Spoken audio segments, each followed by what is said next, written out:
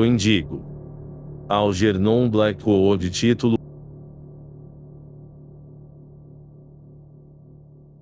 Os alces estavam estranhamente tímidos naquele ano. Vários dos grupos de caça retornaram sem encontrar pelo menos um rastro recente. Assim, sem alternativa, os habilidosos caçadores retornaram aos seus lares com as desculpas mais elaboradas que suas imaginações podiam conceber.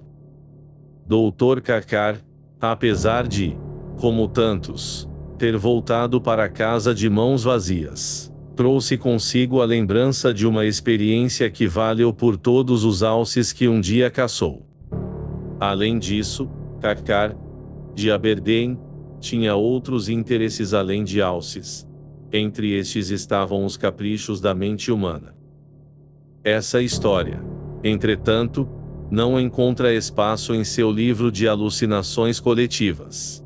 Pelo simples fato confidenciou certa vez a um colega dele próprio ter desempenhado um papel muito ativo nela para que pudesse formar uma visão do todo.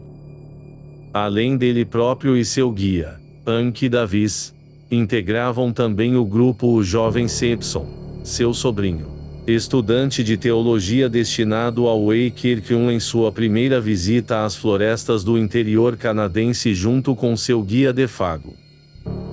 Joseph Defago era um franco-canadense que havia deixado sua terra natal, Quebec, anos atrás e estabelecido residência em Hat Portage 2 quando a ferrovia do Pacífico 3 estava sendo construída.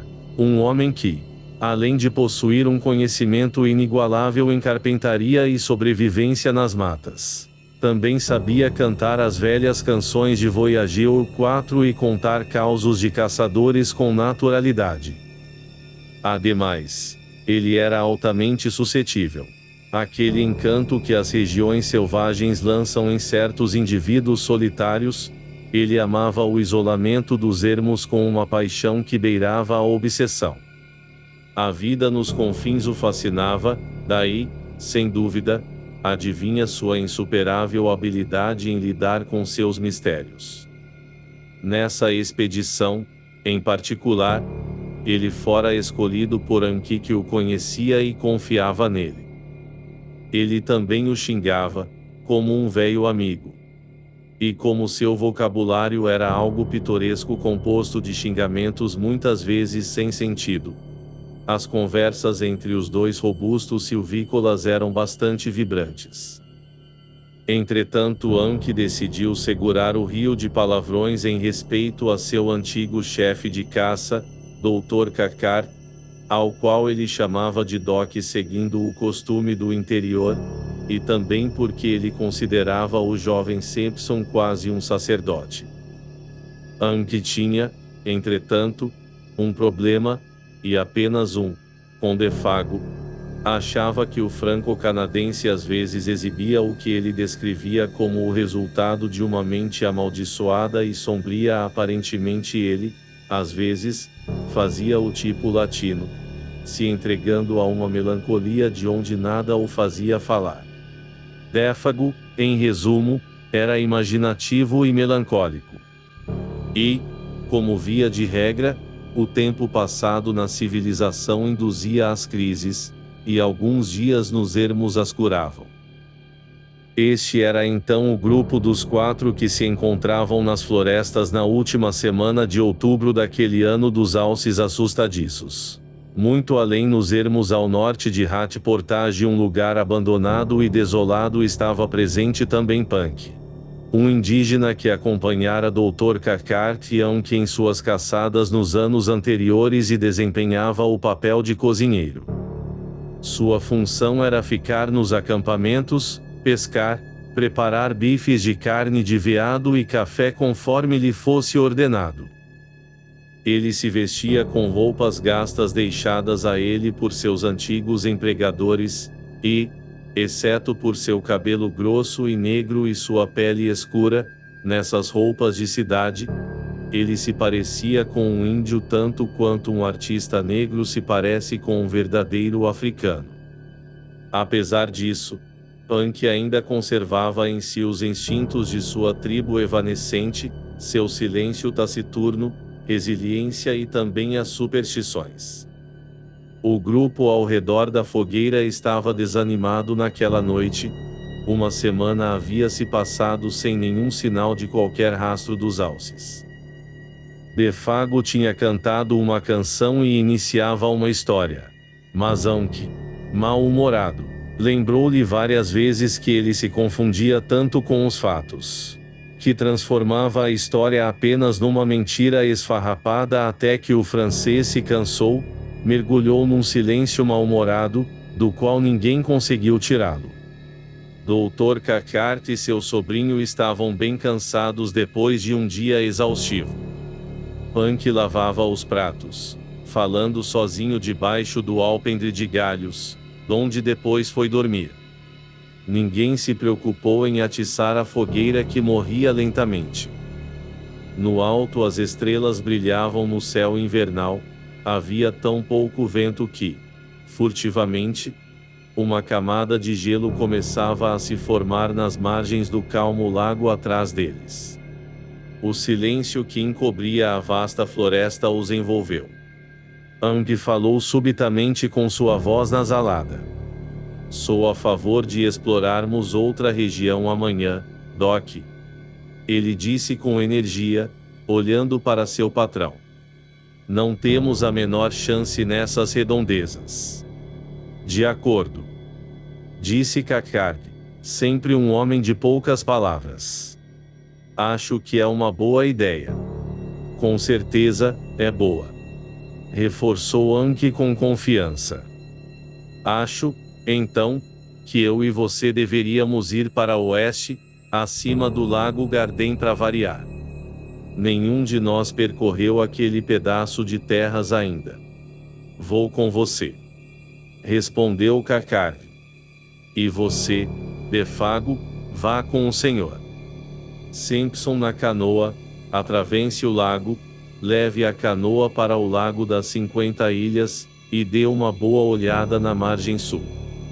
Os alces se acotovelaram lá como o diabo ano passado.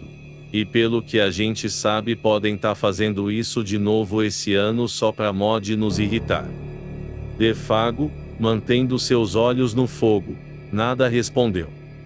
Ele ainda estava ofendido, possivelmente por conta da interrupção da sua história. Ninguém subiu para aquela região esse ano, e eu aposto todas as minhas fichas nisso. Anki acrescentou com ênfase, como quem sabia o porquê de tal situação. Ele olhou rispidamente para seu companheiro. Melhor levantarmos as barracas e nos afastarmos por algumas noites, ele concluiu. Como se o assunto estivesse definitivamente encerrado. Pois ele era o encarregado do grupo, responsável por organizar a caçada. Era óbvio para qualquer um que Defago não comprou a ideia. Mas seu silêncio parecia dizer algo além de desaprovação, e, em seu semblante sisudo, uma expressão curiosa se formou por um segundo, mas não tão rápido, que os outros não pudessem perceber. Eu acho que ele se assustou por algum motivo.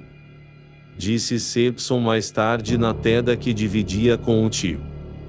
Dr. Cathcart não respondeu na hora. Apesar do semblante de Defago o ter intrigado o suficiente para que ele fizesse uma nota mental sobre isso. A expressão causou nele uma inquietação passageira que ele não conseguia explicar no momento. Mas Anki, claro, havia sido o primeiro a percebê-la, e a coisa estranha era que ao invés de ficar irado ou com raiva por causa da relutância do companheiro, ele imediatamente começou a animá-lo um pouco. Mas não há nenhuma razão especial para não ter ido ninguém lá esse ano, ele disse num tom perceptivelmente calmo. Pelo menos não há razão que você imagina, de qualquer forma. Ano passado foram os incêndios que afastaram as pessoas, e esse ano eu acho. Eu acho que simplesmente aconteceu, foi só isso. Seus modos eram intencionalmente encorajadores. Joseph Defago levantou os olhos por um instante, depois abaixou de novo. Uma lufada de vento saiu da floresta e atiçou as brasas, formando uma breve labareda. Dr. Cathcart mais uma vez percebeu a expressão no rosto do guia, e mais uma vez não gostou do que viu. Mas dessa vez a natureza do semblante mostrou-lhe o sentido. Naqueles olhos, por um momento, ele vislumbrou um homem profundamente amedrontado. Isso o perturbou mais do que ele queria admitir. Tribos perigosas para aqueles lados? Ele perguntou com um sorriso para amenizar um pouco, enquanto Simpson, muito sonolento para perceber o que acontecia, partiu para a cama com um bocejo prolongado. Ou seria algo errado com o lugar? Acrescentou, quando seu sobrinho já estava fora do alcance. Anke olhou para ele parecendo não muito seguro. Ele tá só com medo, falou bem-humorado. Se borrando de medo por causa de uns velho conto de fada. É isso, né, meu véi? Disse dando um chute amigável no mocassê de Défago que estava esticado próximo da fogueira. Défago olhou para cima rapidamente, como que acordando de um devaneio, entretanto, que não o impediu de escutar tudo o que falavam. Com medo nada. Respondeu em tom de desafio. Não tem nada nas matas que possa assustar Joseph Défago, e não se esqueçam disso. A forma natural com que falou isso tornou impossível saber se ele falava toda a verdade ou apenas uma parte dela. Anke se virou para o doutor. Ele estava prestes a falar algo quando parou repentinamente e olhou em volta. Um barulho atrás deles na escuridão fez os três olharem. Era o velho Punk, que havia deixado seu abrigo enquanto falavam e agora estava parado além do círculo de luz da fogueira escutando. Deixe para depois, Doc, sussurrou Anke, piscando o olho, quando pudermos falar em particular. E, num salto ele se aproximou do índio. Deu um tapinha em suas costas e falou alto: venha para perto do fogo e aqueça um pouco sua véia pele vermelha. Ele o arrastou para perto das chamas e colocou mais linha na fogueira. Que comida boa você nos serviu 1 ou 2 horas atrás, comentou cordialmente, mudando de assunto. E não seria nada cristão deixar você congelando sua véia alma como o diabo enquanto nós estamos aqui numa boa e aquecidos. Punk se aproximou e aqueceu os pés, sorrindo perante a enxurrada de palavras do outro, das quais ele só entendeu metade, permanecendo calado. E logo o Dr. Cathcart, vendo que manter uma conversa seria impossível, seguiu o exemplo de seu sobrinho e se retirou para a tenda, deixando os três homens fumando próximo das labaredas. Não é fácil despir-se em uma pequena tenda sem acordar seu companheiro, e Cathcart, endurecido e impulsivo que era, a despeito dos seus 50 e poucos anos, despiu-se na frente da tenda de uma forma que Anke teria descrito como impressionante para sua idade. Ele percebeu, durante o processo, que Punk havia retornado para seu alpendre, e que Anke e Défago discutiam com afeto. Na verdade, o pequeno franco-canadense era metralhado por Anke. Era a caricatura tradicional do faroeste ocidental, o fogo iluminando seus rostos com nuances de preto e vermelho. Défago, com o chapéu caído e os mocassês no papel de vilão dos ermos. Anke, de cara limpa e sem chapéu, com um dar de ombros temerário, o herói honesto e ingênuo. E o velho Punk, observando ao fundo e completando a atmosfera de mistério. O doutor sorriu ao perceber os detalhes. Mas ao mesmo tempo, algo em seu âmago ele mal sabia o que se encolheu um pouco, como se um calafrio tivesse tocado a superfície de sua alma e desaparecido antes que ele pudesse se aperceber. Provavelmente foi algo relacionado àquela expressão de medo que ele viu nos olhos de Défago. Provavelmente pois essa insinuação de sentido efêmero de alguma maneira escapou de sua análise em geral tão apurada. Défago, ele estava vagamente consciente. Poderia causar problemas de alguma forma. Ele não era um guia tão seguro quanto Anki, por exemplo. Mais do que isso ele não conseguiu especular. Ele observou os homens um pouco mais antes de entrar na tenda abafada onde Sepson já dormia profundamente. Anki, reparou, xingava feito louco. Mas eram xingamentos de carinho. Os palavrões grotescos saiam livremente agora que a causa de sua supressão estava dormindo.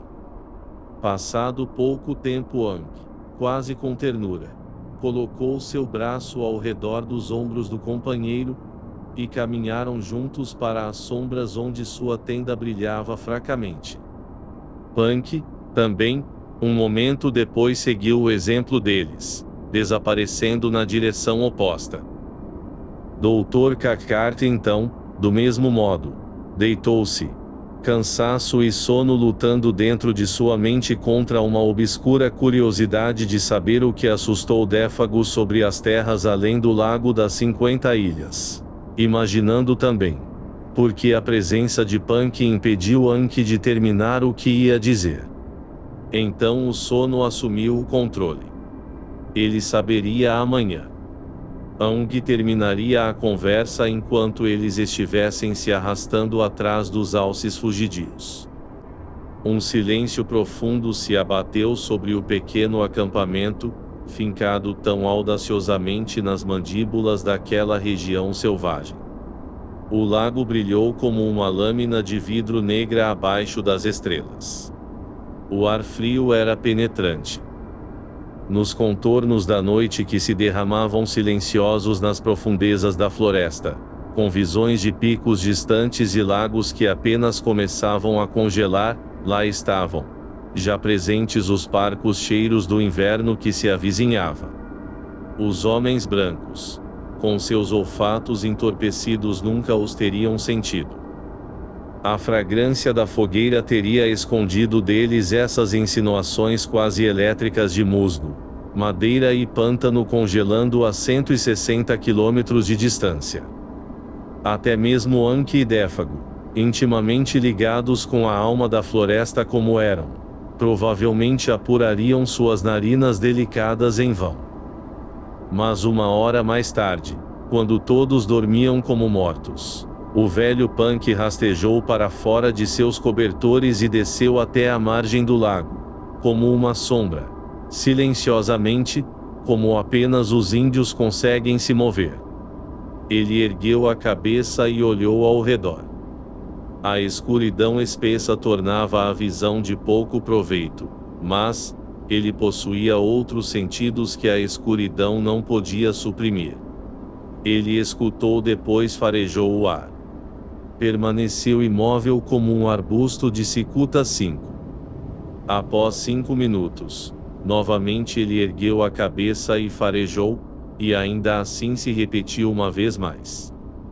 Um formigamento nos nervos trespassou seu corpo no momento em que ele sentiu o cheiro daquele ar penetrante. Então, se fundindo com a escuridão de uma maneira que só um nativo ou animal poderia fazer, ele retornou, ainda movendo-se como uma sombra, furtivamente para seu alpendre e para sua cama. Um pouco depois que dormiu, a mudança no vento que ele havia pressentido, agitou suavemente o reflexo das estrelas na superfície do lago. Vindo dos distantes cumes das terras além do Lago das 50 Ilhas, na direção que Punk havia observado, passou por sobre o acampamento adormecido, pelo topo das copas das árvores mais altas, com um débil murmurar sussurrante, quase impossível de ser ouvido. Com ele, descendo as trilhas desertas da noite, apesar de muito fraco, até mesmo para os nervos de Punk, passou um cheiro curioso, tênue, estranhamente inquietante, Um cheiro de algo incógnito totalmente desconhecido. O franco-canadense e o nativo, ambos, agitaram-se nessa hora, mas nenhum deles acordou. Então, o leve traço daquele cheiro inconfundivelmente estranho partiu e desapareceu entre o corpo de árvores daquelas matas virgens e além. E pela manhã o acampamento estava organizado antes do sol nascer. Havia nevado um pouco durante a noite e o ar estava cortante. Punk havia feito suas tarefas cedo, pois o cheiro de café e bacon se espalhava por todas as tendas. Todos estavam de bom humor. O vento mudou. Gritou Anki vigorosamente ao ver Simpson e seu guia carregando a pequena canoa. Está vindo através do lago perfeito para vocês, companheiros. E a neve vai deixar rastros esplêndidos. Se houverem alces frescando por Akula, eles não vão sentir o cheiro de vocês com o vento dessa forma. Boa sorte, Monsenhor Défago. Ele acrescentou ironicamente, pronunciando o nome com sotaque francês dessa vez, Bonne chance. 6. Défago retribuiu os desejos de boa sorte. Aparentemente no melhor dos humores, o jeito soturno havia desaparecido. Antes das 8 horas o velho Punk estava sozinho no acampamento. Kakar e Anki estavam longe na trilha que seguia para o oeste, enquanto que a canoa que levava Défago e Simpson, carregada com uma barraca de seda e comida para 2 dias, era, neste momento, um pontinho preto no seio do lago, seguindo para o leste. A clareza invernal do ar era evidenciada nesse momento por um sol alçado acima das copas das árvores e que resplandecia com um calor exuberante por sobre o lago e a floresta abaixo. Mergulhões voavam rapidamente por através das ondas de espuma que o vento levantava. Eles sacudiam suas cabeças molhadas ao sol e desapareciam de vista astuciosamente em seguida. E a perder de vista erguia-se uma aglomeração interminável de arbustos, desolados em vastidões solitárias e grandiosas, inexploradas pelo homem, que estendiam sua poderosa e ininterrupta relva até as margens congeladas da Baía de Hudson 7. Simpson, vendo tudo aquilo pela primeira vez enquanto remava a precária canoa, estava encantado pela beleza austera que observava. Seu coração bebeu do sentimento de liberdade dos ermos assim como seus pulmões beberam do vento fresco e perfumado. Atrás dele no assento da popa, cantando trechos de suas músicas tradicionais, Défago comandava a canoa de casca de bétula com imensa naturalidade, respondendo alegremente a todas as perguntas do seu companheiro. Ambos estavam alegres e bem dispostos. Nessas ocasiões os homens esquecem as diferenças superficiais e mundanas. Viram seres humanos trabalhando juntos em favor de um ideal comum. Simpson, o empregador, e Défago, o empregado, nessa atmosfera primitiva, eram simplesmente 2 homens, o guia e o guiado. Quem tinha mais conhecimento, claro, assumiu o controle, e o jovem homem caiu instantaneamente em uma posição de quase subserviência. Ele nem sonhou em discordar quando Défago deixou de lado o senhor.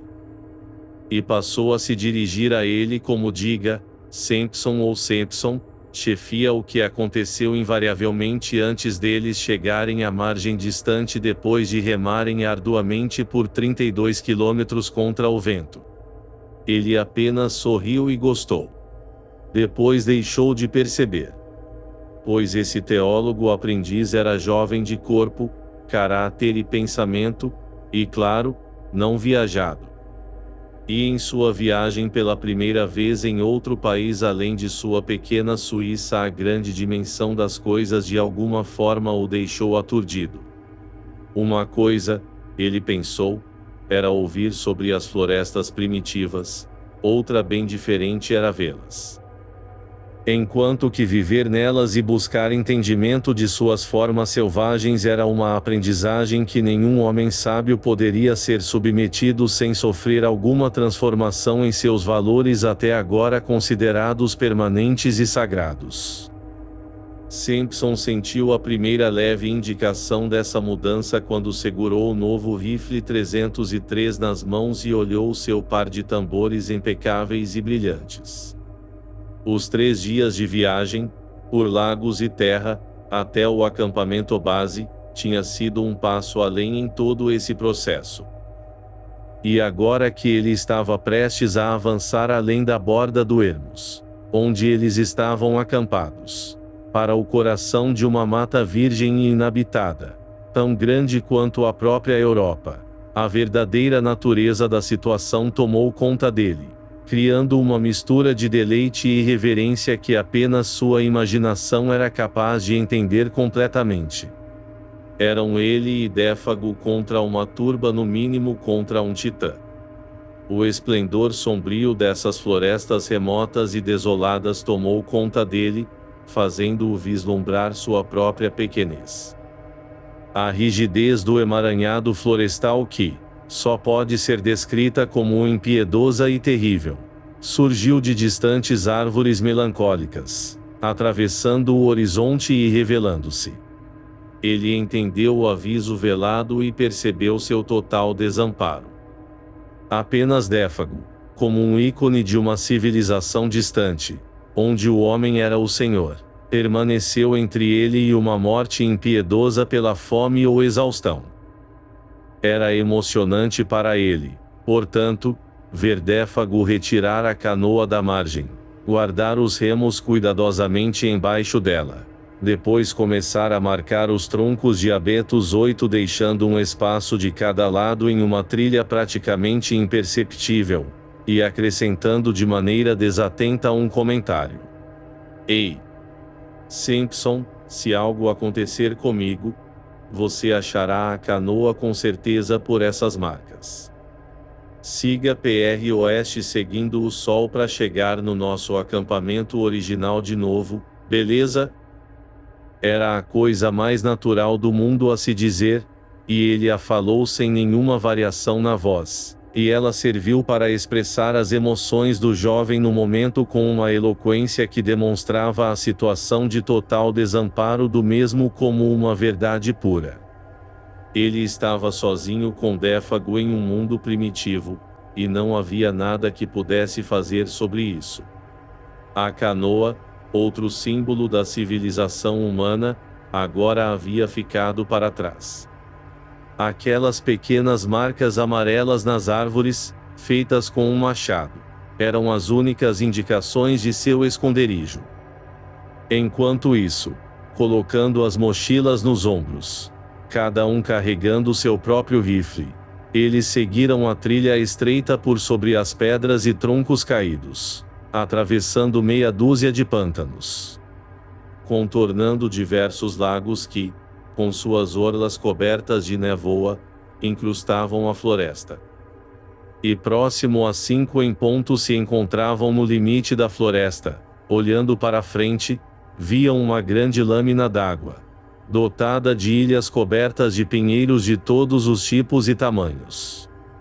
Lago das 50 ilhas, falou Défago cansado, e o sol já vai enterrando sua véia cabeça careca nela, complementou, numa poesia inconsciente.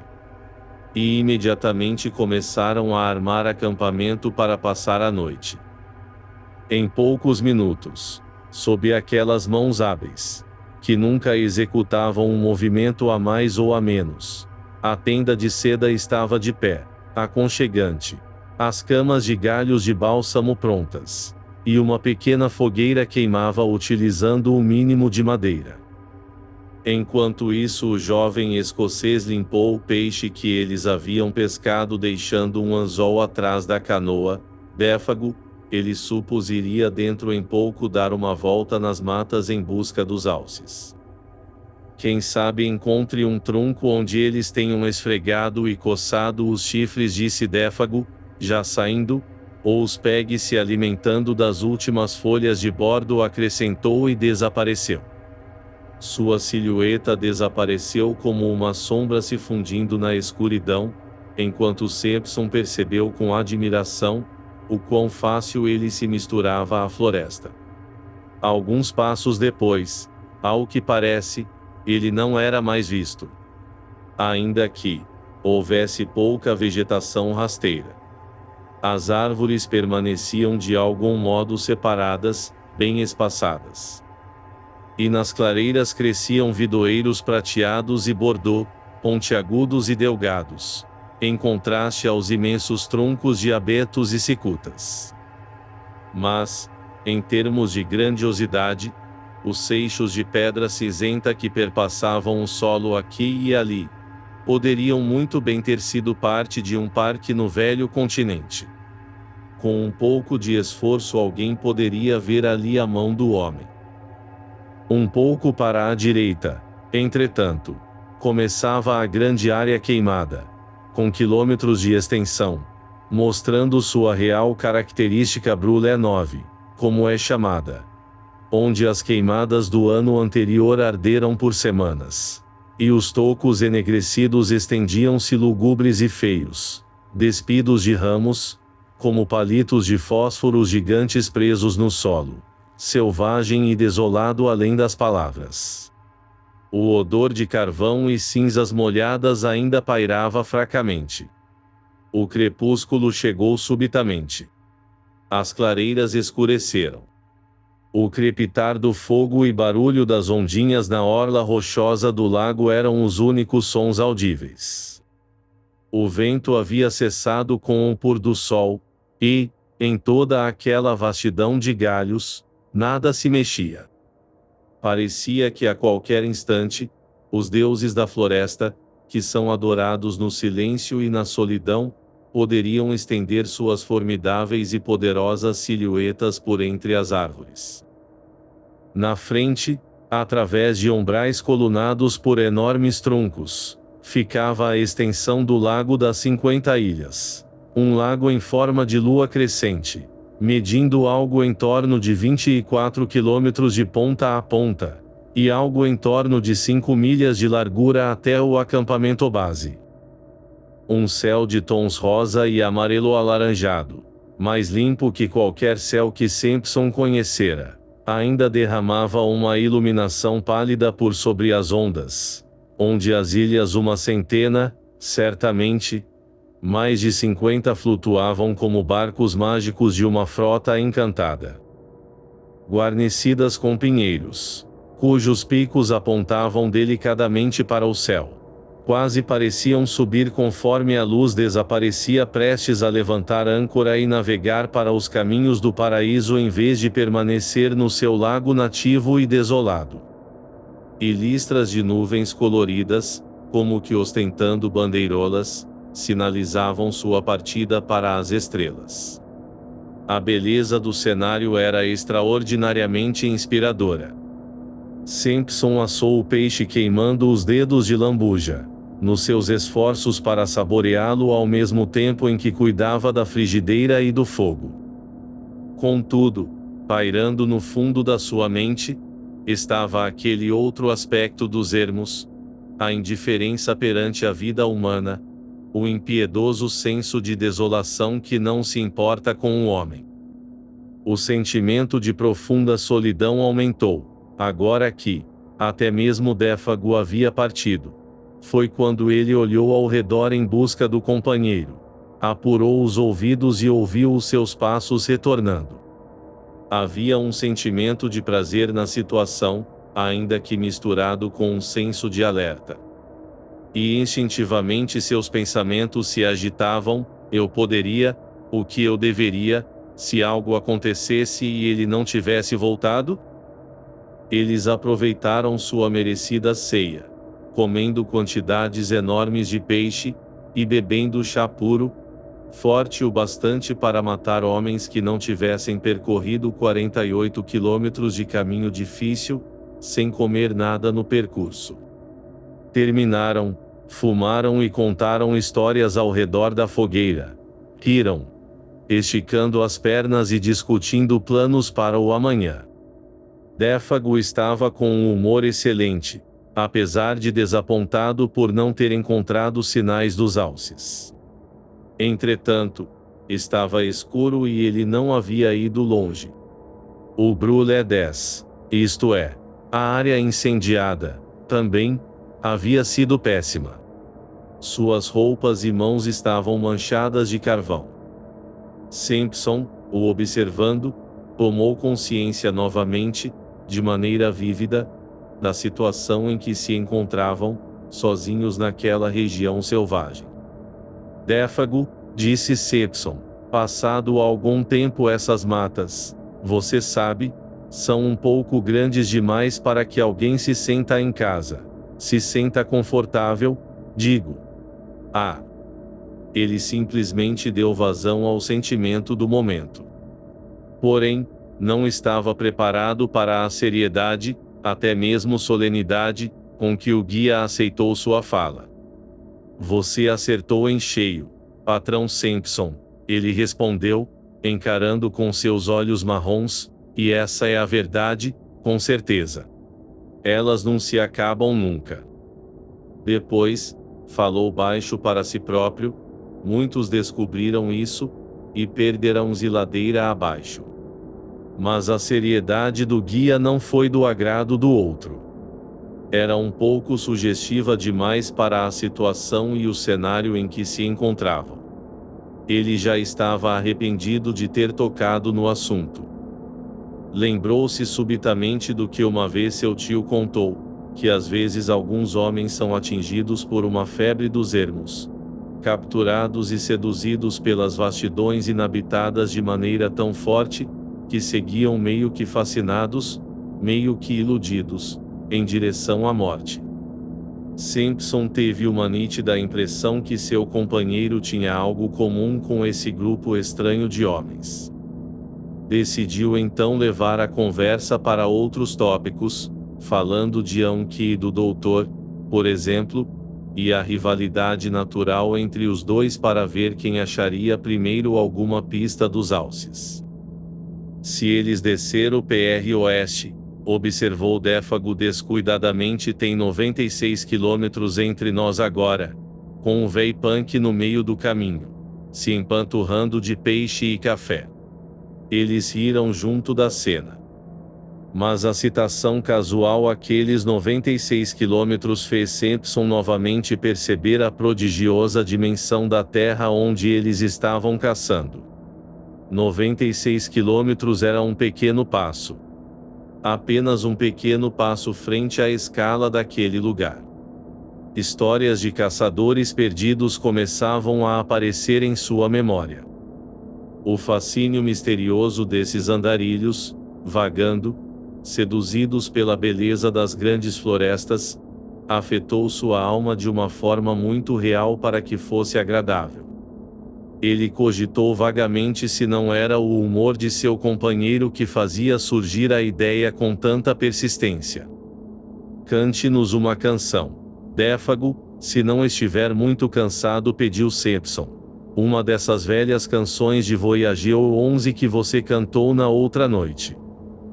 Ele passou sua bolsinha de fumo para a guia e depois colocou um pouco em seu próprio cachimbo, enquanto o canadense, nada relutante, soltou sua voz suave através do lago, em uma dessas cantigas meio melancólicas com as quais os linhadores e caçadores aliviam o fardo de seus trabalhos. Havia algo de atraente e romântico nela, algo que lembrava os tempos dos antigos pioneiros, quando os índios e as matas eram um só, com muitas batalhas e o velho continente ainda mais distante do que hoje. O som viajou agradavelmente por sobre a água, mas a floresta por trás deles parecia sorvê-lo de uma golada só, uma vez que não o deixava ecoar, nem ressoar. Por volta do terceiro verso, Simpson percebeu algo incomum, alguma coisa, subitamente, o trouxe de volta de seus devaneios. Uma estranha mudança havia afetado a voz de seu companheiro. Antes mesmo de saber do que se tratava, um mal-estar percorreu seu ser, e olhando em volta rápido, viu que Défago, apesar de continuar cantando, olhava por sobre ele em direção às matas, como se tivesse visto ou ouvido alguma coisa. Sua voz foi ficando fraca, silenciando, e então cessou por completo. No mesmo instante, com um movimento extremamente rápido, ele se pôs de pé e avançou, cheirando o ar. Como um cão farejador, ele aspirou o ar pelas narinas em inspirações rápidas e fortes, virando-se para todas as direções e finalmente apontando para a margem do lago a leste. Foi algo desagradavelmente estimulante e ao mesmo tempo singularmente dramático. O coração de Simpson agitou-se em desaprovação enquanto ele assistia à cena. Por Deus, homem! Você me deu um susto! Ele exclamou, de pé ao lado de Défago e olhando por sobre os ombros dele para o mar de escuridão. O que houve? Você está com medo? E mesmo antes de perguntar qualquer coisa, ele sabia que era inútil. Qualquer um com um par de olhos na cabeça podia ver que o canadense havia ficado completamente branco. Nem mesmo as marcas de sol na pele ou o brilho da fogueira poderiam esconder isso. O estudante sentiu os joelhos bambos e começou a tremer. O que houve? Perguntou novamente. Você farejou os alces? Ou algo estranho, algo errado? Disse baixando a voz instintivamente. A floresta se fechava ao redor deles com suas muralhas circulares, o tronco de árvore mais próximo brilhava como bronze à luz da fogueira. Além daquela escuridão, e até onde se podia saber, um silêncio sepulcral. Logo atrás deles uma brisa levantou uma única folha, como se a examinasse, depois gentilmente a colocou no chão, sem mexer nas outras folhagens. Como se 1.000.000 de coincidências tivessem se combinado para promover esse simples efeito visual. Outra existência vibrou em volta deles e se foi. Défago virou-se abruptamente. O tom vívido de sua pele havia se tornado uma mancha pálida. Eu nunca disse que escutei ou cheirei coisa nenhuma, ele disse devagar e enfaticamente, numa voz estranha e alterada que passava de alguma forma um tom de desafio. Eu tava só dando uma olhada pelos arredor, por assim dizer. É sempre errado você ser muito precipitado com as perguntas. Ele complementou repentinamente, num esforço óbvio, sem seu tom de voz natural. Você pegou os fósforos, chefe Simpson? E acendeu o cachimbo que já tinha enchido pela metade logo antes de começar a cantar. Sem falar mais nada, eles se sentaram novamente perto do fogo.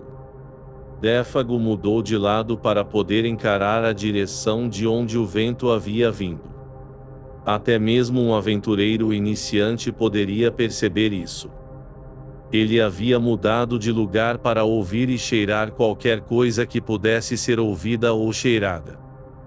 E, agora que ele estava virado para o lago, de costas para as árvores, era evidente que tal sinal tão estranho e repentino mesmo para seus nervos maravilhosamente treinados não havia vindo da floresta. Acho que agora não quero mais cantar nada. Disse explicando logo o motivo. Aquela canção meio que traz memórias incômodas. Eu nunca devia ter começado a cantá-la. Ela me deixa no mundo da lua, entende? Claramente ele ainda lutava contra uma emoção profunda, comovente, e queria se desculpar aos olhos do outro. Já que a explicação dada era apenas uma parte da verdade, uma mentira em essência, e ele sabia perfeitamente que Simpson não havia sido enganado por ela. Pois nada poderia explicar o terror vívido que se abatera sobre sua face enquanto farejava o ar. E nada, nenhuma fogueira ou conversa fiada poderia fazer com que o acampamento voltasse a ser como antes. A sombra de um terror desconhecido, despida, embora inimaginável, que havia transparecido por um segundo no rosto e gestos do guia. Tinha falado por si própria, de maneira vaga e portanto mais poderosa a seu companheiro. Os visíveis esforços do guia em dissimular a verdade apenas pioravam as coisas. Além disso, para preocupar ainda mais o jovem, estava a dificuldade, aliás, a possibilidade que ele sentia de fazer mais perguntas. E também o completo desconhecimento da causa do horror. Índios, animais selvagens, queimadas, todos esses. Ele tinha certeza estavam fora de questão. Sua imaginação buscou vigorosamente compreender, em vão. Contudo, de uma forma ou de outra, depois de um bom tempo fumando, se aquecendo perto da fogueira, a sombra que tinha tão repentinamente invadido o pacífico acampamento começou a partir. Talvez os esforços de Défago, com o retorno de sua postura normal e calma, tenham conseguido isso. Talvez Sampson tivesse mesmo exagerado demais. Ou possivelmente o ar fresco dos ermos possuísse poderes curativos. Qualquer que fosse a causa, o sentimento de terror imediato parecia ter desaparecido tão misteriosamente como surgiu, pois nada aconteceu que o incitasse. Sampson começou a sentir que havia se deixado levar por um temor irracional tal qual uma criança. Ele abandonou o medo, em parte devido a uma euforia inconsciente que a paisagem imensa e selvagem causava em seu sangue, em parte pelo fascínio causado pela solidão e em parte pelo cansaço. Aquela palidez no rosto do guia foi, sem dúvida, singularmente difícil de explicar. Ainda assim pode ter sido algum efeito do brilho do fogo, ou fruto de sua imaginação. Ele se deu o benefício da dúvida, afinal era escocês. Quando um sentimento meio estranho como esse desaparece, a mente sempre encontra uma dúzia de formas para explicar as causas. Sampson acendeu um último cachimbo e tentou rir para si mesmo. Teria uma história e tanto para contar ao voltar para sua casa na Escócia. O que ele não percebeu foi que seu riso era um sinal que o terror ainda espreitava sua alma, que, de fato, era apenas um dos sinais clássicos pelos quais um homem, terrivelmente assustado, tenta persuadir-se de que não está tão assustado assim. Défago, entretanto, ouviu aquele riso baixo e o encarou surpreso. Os dois homens ficaram lado a lado e, juntos, chutaram as brasas da fogueira antes de deitarem. Eram 10 horas. Tarde para caçadores ainda estarem acordados. O que tá perturbando vos, Messim? Perguntou Défago no seu tom de voz normal, ainda que formalmente.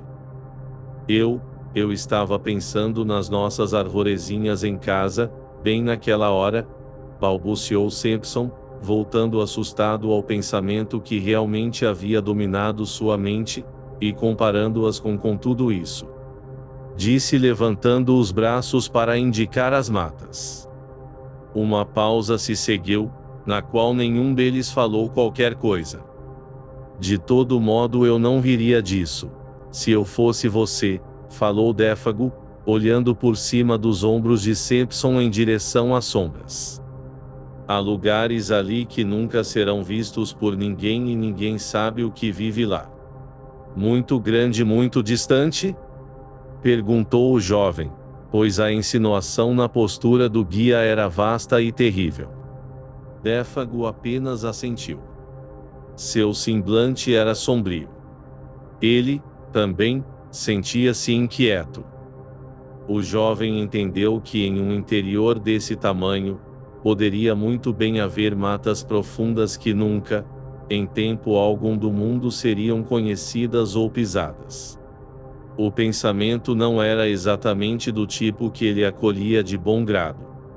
Então, em voz alta e alegremente, ele sugeriu que era hora de irem dormir. Mas o guia se demorava.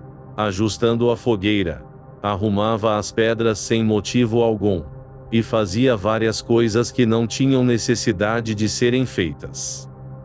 Evidentemente havia algo que ele queria dizer, mas encontrava dificuldade para quebrar o gelo. Diga, Sampson, chefia, ele começou subitamente, enquanto a última chuva de faíscas subia no ar. Você não tá sentindo nenhum cheiro, tá? Quero dizer, nenhum específico? A pergunta comum, Sampson percebeu, escondia uma preocupação terrível em suas entrelinhas.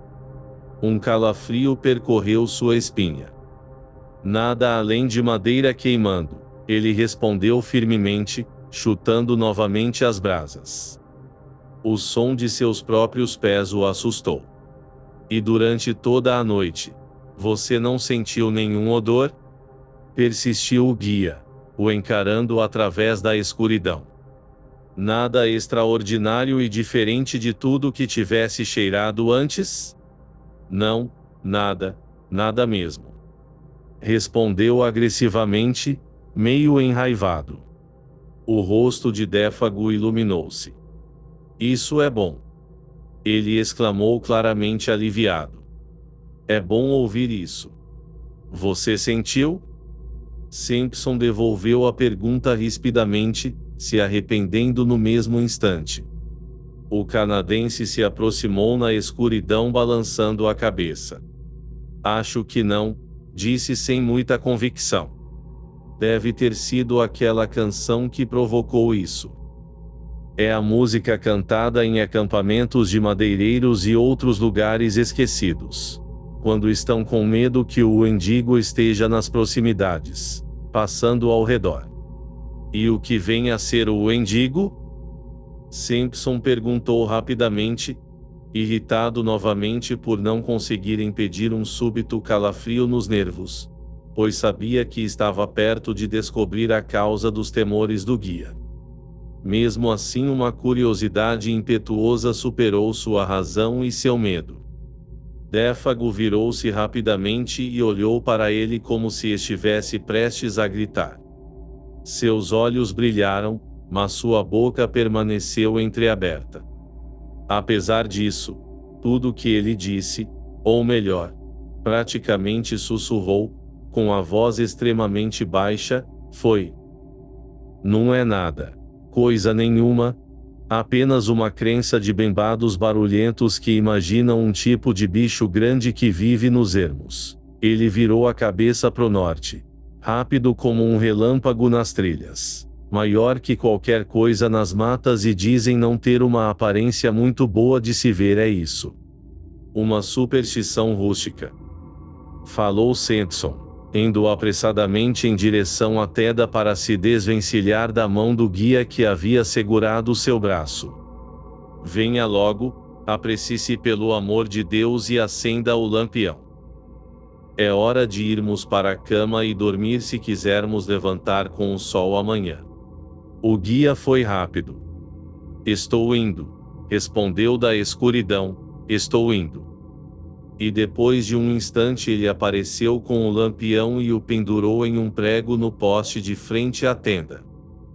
As sombras de uma centena de árvores mudaram de lugar rapidamente na hora em que ele fez isso, e quando ele cambaleou pela porta, mergulhando rapidamente para dentro, toda a tenda tremeu, como que atingida por uma rajada de vento. Os dois homens deitaram-se, sem se despir, nas macias camas de folha de bálsamo, cuidadosamente preparadas. Dentro, estava quente e aconchegante, mas fora o mundo de árvores amontoadas se fechava ao redor deles, combinando suas milhares de sombras, e sufocando a pequena tenda que permanecia como uma pequenina concha branca encarando uma floresta do tamanho de um vasto oceano. Entre as duas figuras solitárias, entretanto, perpassava uma outra sombra, que não era uma sombra da noite. Era a sombra causada pelo estranho medo, nunca inteiramente exorcizado, que havia tomado Défago subitamente enquanto ele cantava. E Sampson, deitado, observando a escuridão pela fresta da aba da tenda, pronto para mergulhar na doce fragrância do mundo do sono. Conheceu pela primeira vez aquela ímpar e profunda quietude da floresta quando o vento não bate, e quando a noite tem peso e forma que invadem a alma, cobrindo-a com um véu. E então o sono o atingiu. E, pelo menos assim lhe parecia. Contudo, a superfície da água, logo além da porta da tenda, continuava a tremular e fazer ondinhas quando ele percebeu que estivera deitado com os olhos abertos e que outro som havia se introduzido com habilidade e suavidade por entre o murmúrio e o respengar das pequenas ondas. E, muito antes que entendesse que som era esse, aquilo despertou nele um senso de alerta e aflição. Escutou intensamente, no início em vão, pois o barulho do sangue pulsando inundava seus ouvidos. O som veio do lago ou da floresta? Ele se perguntou. E então, de súbito, com o coração palpitando freneticamente, ele se deu conta que o som estava bem perto, ao lado da tenda, e quando se virou para ouvir melhor, viu que a fonte do barulho se concentrava, com certeza, a menos de 60 centímetros de distância. Era um som choroso.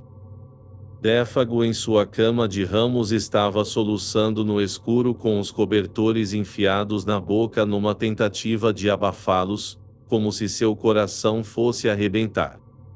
Seu primeiro sentimento, antes que ele pudesse pensar ou refletir, foi um desejo autêntico de oferecer ajuda.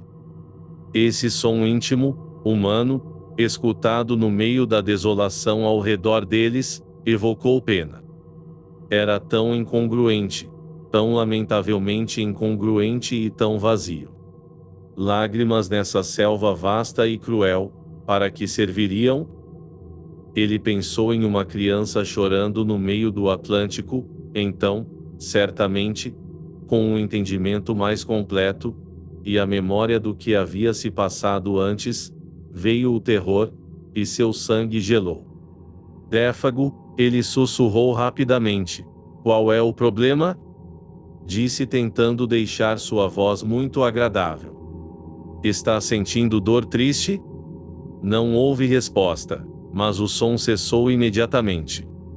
Ele esticou sua mão e o cutucou. O corpo não se mexeu. Você está acordado? Pois havia pensado que o guia estava chorando no sono. Está com frio? Ele percebeu que os pés do guia estavam descobertos e passavam para fora da tenda. Cobriu-os então com uma dobra de um de seus próprios cobertores. O guia havia escorregado da cama levando alguns ramos consigo.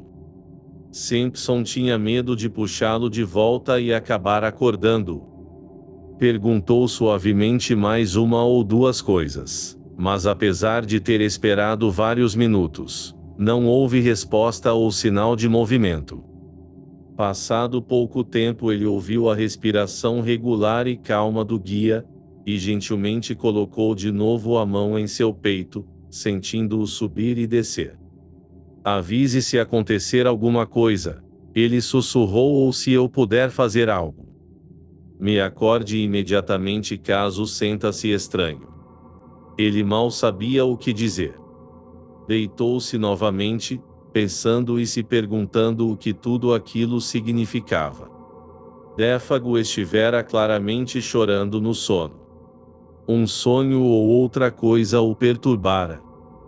Ainda assim, ele nunca esqueceria aquele lamentável som soluçante, e o sentimento de que toda a medonha floresta havia escutado.